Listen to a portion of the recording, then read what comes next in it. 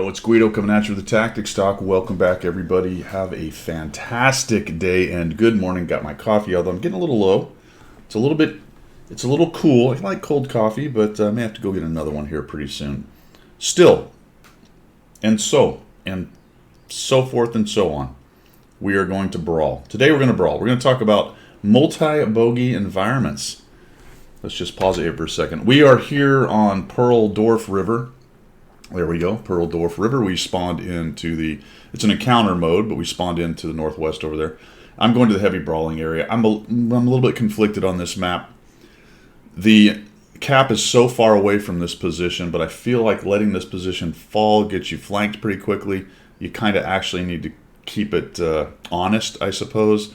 But maybe you guys will think the middle's more important. Let me know, because I'm not here to tell you that this is the critical terrain. I don't know. I'm not sure. You go over here sometimes to do what I'm doing, and you get rolled up because they sent 5 tanks, right? Your guys that go down to the cap sort of sit there. They don't really do anything because they're waiting for the enemy to push. They don't. They come over to where I am. They kill me, and then it is an interesting map in terms of oftentimes you don't know what's going on with the other team until it's too late, kind of thing, and you've poorly positioned. So maybe that makes the middle the better spot. I don't actually know, but I'm running the M3Y right here, top tier, which is a good deal. I feel like I can, based on what I'm facing, other than the low, I'm not too worried about any of that stuff, and I think this tank can probably beat it up. The low, problematic. I do need some help, and I'm not happy that I don't have at least 2 tanks with me or so. The Nashorn's kind of coming. He will be a help, I believe, a little while later. And then the KV3 shows up, which is good, and maybe another tank later on. But I don't know. I'm not jazzed with this positioning, guys. I mean, I feel like I'm probably just sort of mindlessly going to the heavy spot. I was thinking during the match that, I'm just going to go hold what I got, but my goodness, how many times does that get you dead? A lot. So let's just see what happens, because it turns out okay. In terms of the brawl, I'm able to do some pretty good damage, but I really want to talk more about the tactical piece of it, more so than the strategic piece, because like I said, I'm not sold right now on exactly what to do here. All right, so we're going to come in and we find the low. He's a little slower, so we sneak one in there. He's doing a little wiggle jiggle. I want to get one more if I can. There we go. So we've softened the Lurva up a little bit. That's nice. And excellent. So we've got the Lurva, we've got the IS-2M, I think it is, S, coming out right there. So far, it looks like a VK's on the way. So far, I'm actually feeling okay about this. The 45 TP is in the middle. It looks like the Super's going to the middle. The RHM's not going to come down here. So the rest of it, I feel like I can handle unless I get swarmed. And that's where we're going to get into the multi-bogey environment.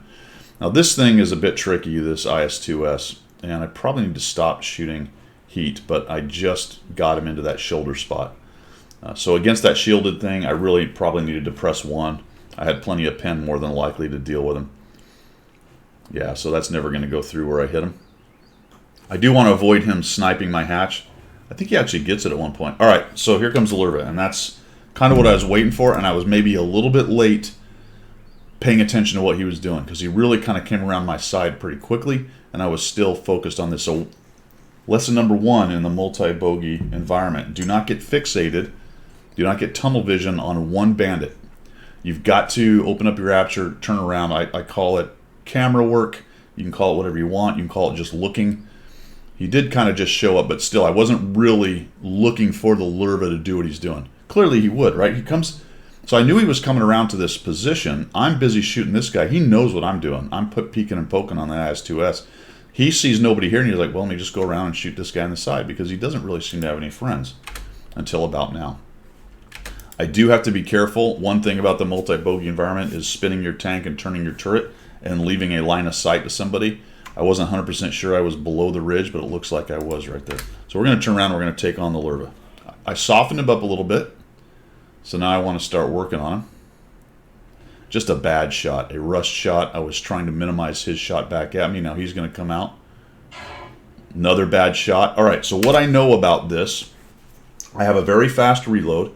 He has shot his, I am well inside his reload, which means that once I take the damage, I'm not going to get hit by him again. I need to come out and get another shot into him. And because of how fast this thing reloads, I should be able to get a shot back out and be reloaded if he wants to push me. I don't know if I get this shot or not here. There we go. I do get it. We'll back out. And now he's got a friend. So that complicates things. Now I can't do some of the things I want to do. I do have a KV3 coming in to help me, and I've got to start timing shots. So number 2 on the multi-bogey environment is paying attention to when people shoot and making good pokes. So Lurva comes in there. What I don't want to do is let the KV2 get whittled down. So pay attention to what your friend's doing. Now we got a T71 DA coming in behind us, which is not ideal. The Nashorn's back there. I'm going to try some side scrape action.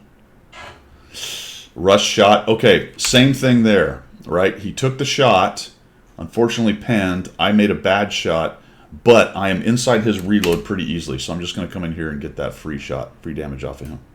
There we go, and we'll back out. If he wants to come for me, he's going to have to sell out to do it. Maybe I can get a wiggle jiggle, get a bounce. It would be nice if I could continue backwards, but I can't because the KV3's here, and here comes the IS-2S. And now we're kind of fighting 2 guys at once right here. Also, keep in mind the other guys that are around. Holy cow, where's that 3002? He hasn't been seen. I'm very surprised he hasn't pushed in.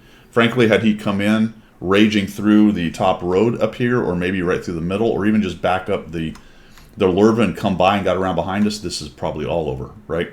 All the heroics aren't probably going to matter if they get around behind a guy behind us and just start shooting us from 3 different tanks versus 2.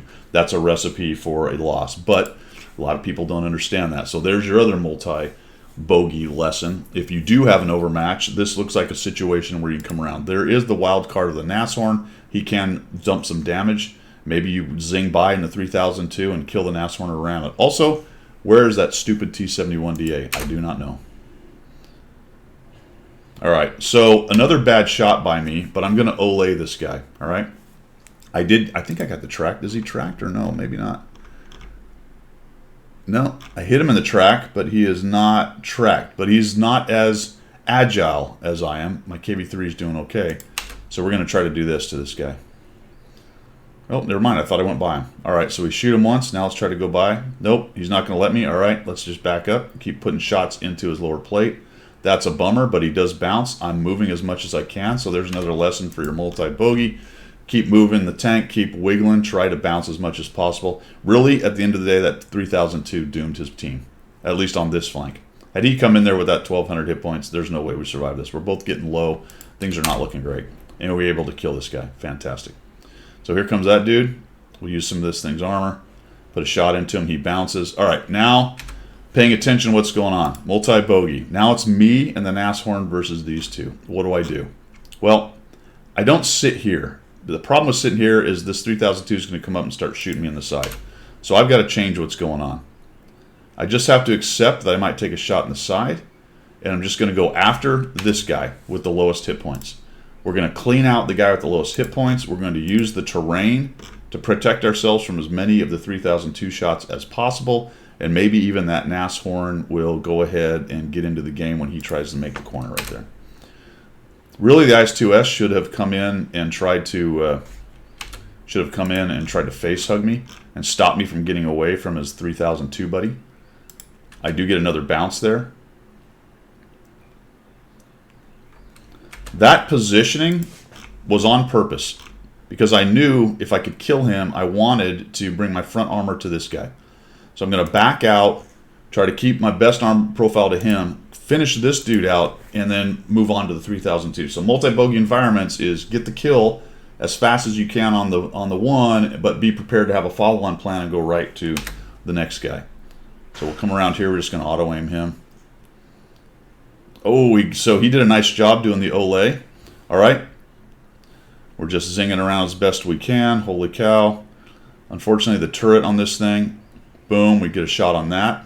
So he's actually doing a pretty good job. It's really strange to me, honestly, that he didn't do this earlier because he seemed to have an idea of what was going on. I would have said, though, for him, if he wanted to really do this right, he'd have gone straight by me, taken a shot on the way by, and rammed the Nashorn to death. Yeah, he would have taken a hit from the Nashorn, but he'd have killed that guy pretty easily. Then he could come around, turn around over here, and isolate me with his front armor and force me to do some peekaboom with low hit points against a pretty darn good gun. But as it was, we do some swirling.